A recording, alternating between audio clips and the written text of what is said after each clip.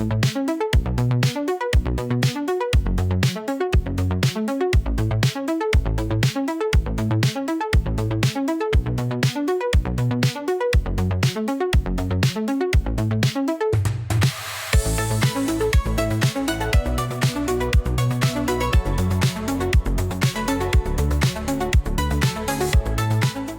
เคน้องโตพร้อมเริ่ม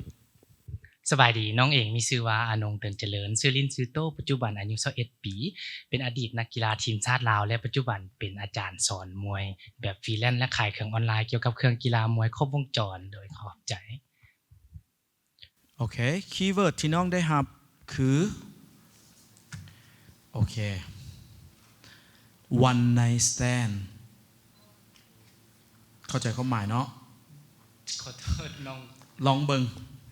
เข้าใจแบบใด one night stand คนมักเว้าถึงหลาย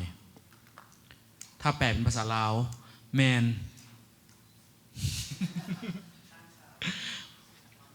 ความหักข้างข่าวคืนเดียวประมาณนี้บอกตีความหมายสั่วข่าวคนมักเป็นในสังคมเนาะเรามึงเนาะมาน้องเข้าใจความหมายนี้เนาะใดแล้วกันน้องคิดเนาะใดกับเรื่องนี้โดย30 วินาทีจับเวลาโดยสำหรับน้องแล้วความหักข้างข่าวนั้นก็สำหรับน้องแล้วความหักข้างข่าวนั้นเป็นสำหรับน้องคิดว่าเป็นเรื่องปกติของวัยรุ่นทั่วไปเพราะว่าเราจะได้พบเจอผู้คนหลายคนและเรามีสิทธิ์สามารถเลือกคนที่เข้ากับเราและเข้าใจเราเข้าใจเขาและเราจึงสามารถอยู่ร่วมกันได้ซึ่งหักข้างข่าวนั้นก็เป็นเรื่องปกติของวัยรุ่นลาวในยุคปัจจุบันโดยเข้าใจโอเคต่อเลยอัญยมคำถามบอกว่าน้องตอบบอกว่าร้องก่อน ประมาณนั้นเนาะคำถามที่น้องได้ครับก็มีอยู่ว่าน้องคิดว่าปัญหาและสิ่งย่อท่อของวัยหนุ่มลาวในยุคปัจจุบันเป็นอย่างและน้องอยากบอกกลุ่มคนเรานี่ว่านั่นใดถ้าพร้อมแล้วจับเวลาโดย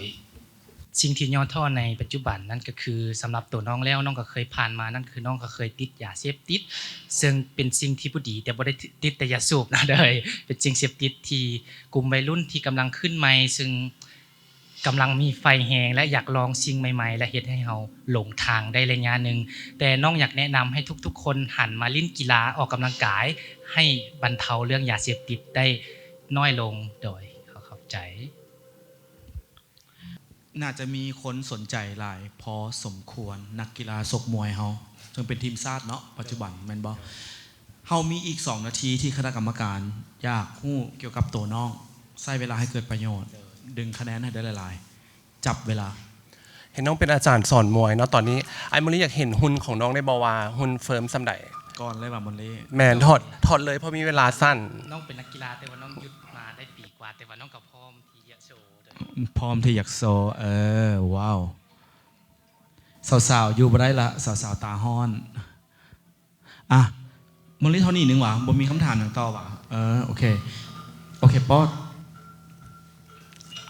เห็นน้องบอกว่าน้องเคยติดยาเสพติดน้องมีวิธีในการ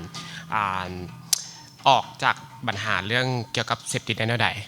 โดยสำหรับน้องแล้วการออกจากยาเสพติดนั่นก็เป็นสิ่งที่ยากหลายสำหรับน้องแต่ก็บ่แม่นอุปสรรคสำหรับน้องเพราะว่าน้องมีเป้าหมายและความฝันที่น้องต้องไปเฮ็ดนั่นก็คือการเป็นนักกีฬาและน้องก็ตัดสินใจออกจากจุดๆนั้นเฮ็ดจังใดจึงออกน้องเฮ็ดจังใดวิธีเพื่อคนอยากฮู้สิ่งที่เฮ็ดให้น้องมีไฟออกจากยาเสพติดนั่นก็คือเพราะว่าน้องมีเป้าหมายอยากจะเป็นนักกีฬาและสร้างชื่อเสียงให้กับสังคมลาวและน้องก็ตัดสินใจออกจากจุดๆนั้นและออกจากวงการตัวนั้นเพื่อไปหาสังคมใหม่ๆเฮ็ดให้เฮาลืมสิ่งเก่าๆตัวนั้นให้เฮาสามารถห่างออกจากยาเสพติดได้เด้อในการประกวดครั้งนี้น้องคิดว่าสิ่งใดเป็นสิ่งที่ท้าทายชีวิตที่สุดสำหรับน้องท้าทายหลายเพราะว่าน้องเป็นคนที่ขี้อายและบ่ค่อยกล้าแสดงออกแต่ในมื้อนี้น้องออกจากกรอบตัวนั้นมาได้แล้วก็น้องคิดว่าน้องสามารถเฮ็ดให้ทุกคนเห็นว่าน้องมีความสามารถและที่จะเป็นมิสเตอร์ยูนิเวิร์สคนต่อไปในเวทีมิสเตอร์ยูนิเวิร์สนี่จะมีทั้งผู้ชายแท้และก็ชายที่เป็นบ่แท้มาประกวดในฐานะที่น้องเป็นครูฝึกนักมวยไล่เสื้อว่าน้องเป็นชายแท้น้องย่านน้องถูกเหมารวมว่าอยู่ในหันบ่แล้วน้องมีความคิดแนวใดกับชายแท้กับชายบ่แท้ที่มารวมเวทีเดียวกัน สำหรับน้องแมนแท้หรือบ่แท้นั้นสมัยนี้แล้วมันบ่สำคัญ เพราะว่าทุกคนมีสิทธิ ขอบใจหลาย เท่าเทียมกั ๆหมดเวลาอีหลี เข้าใจหลายๆ ขอบใจน้องโตะเก่งหลาย